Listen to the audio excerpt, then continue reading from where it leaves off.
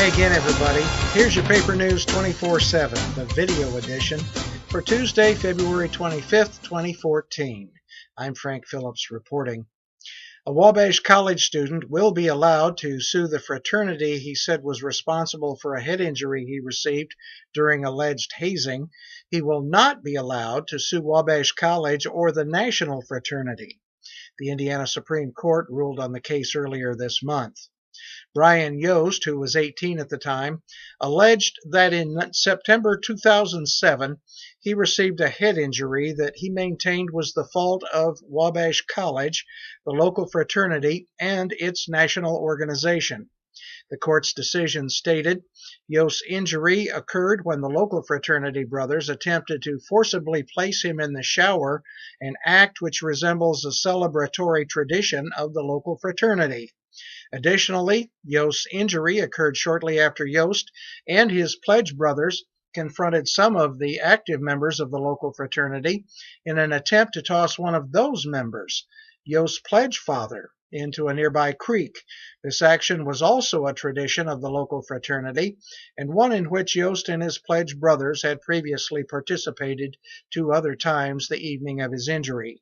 The designated evidence further suggests that one of these attempts to creek an active member was done at the direction of the local fraternity's pledge trainer, the active member responsible for running the local fraternity's pledge program. Now notice the emphasis on the words local fraternity in the court's decision. The court did not hold the national fraternity responsible for what happened the night Yost was injured. According to the Indiana Supreme Court, Yost claimed Wabash was negligent, a claim rejected by the court.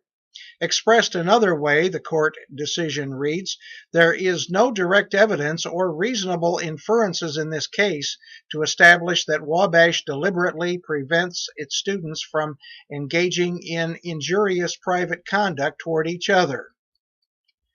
Many months of the year, the North Montgomery School Board spotlights one of the district's schools. Monday night was Northridge's turn. The honorary school board member was Peyton Coble, an 8th grade student who is an athlete and who had a perfect score in math in the spring I-Step Plus test. Northridge Middle School did not show the individual growth of students expected by the Indiana Department of Education. During the Spotlight segment, Principal Angela Blessing presented Northridge's plan for school improvement. She emphasized reading, math, and the importance of the school's advisory period. She showed a graph demonstrating the reading level of an unidentified student. 3 years ago, the student was reading at kindergarten level. Through daily instruction and intervention, the student is now just below grade level. Every kid knows what their reading level is, Blessing said. We want that for math. Then she shared plans for accomplishing that growth. Another important element in the school's improvement plan is the use of an advisory period when students can get help they need from their advisor and their peers. They can also bond and encourage one another. Advisory periods have transformed everything at Northridge, Blessing said. School board members Dick Van Arsdell and Gerald Hull criticized the State Department of Education's grading system. Hull said every middle school in the state appeared to be, quote, brain dead, if you believe the letter scores they received compared to other schools in each system. The board approved calendar changes due to the 7 days North Montgomery needs to make up to reach the target 180 days of instruction. Schools will be in session on holidays and be in session 2 extra days at the end of the planned school year. Scheduled parent-teacher conferences will be canceled in favor of instructional time.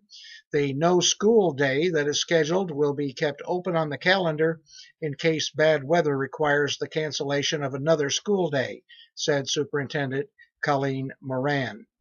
The requested change was approved 6-0. Gail Lowe was absent. Present were board members Jill Davis, Karen Kerber-Odell, Teresa Hatke, Gerald Hull, Michael Shepard, and Dick Van Arsdell. The sale of XL Plus, the city-owned cable TV and internet distribution system, required the Montgomery County Commissioners to do some housekeeping type of legislation Monday morning.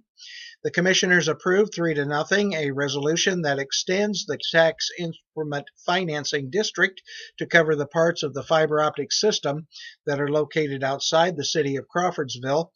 And the commissioners approved a transfer of the 2004 agreement made by the county with XL Plus to Metronet, the Evansville company that is buying XL Plus.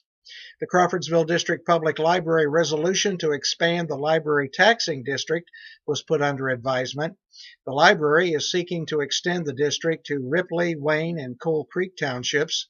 The resolution would increase the taxes of residents in those areas in exchange for the services of the Crawfordsville District Public Library.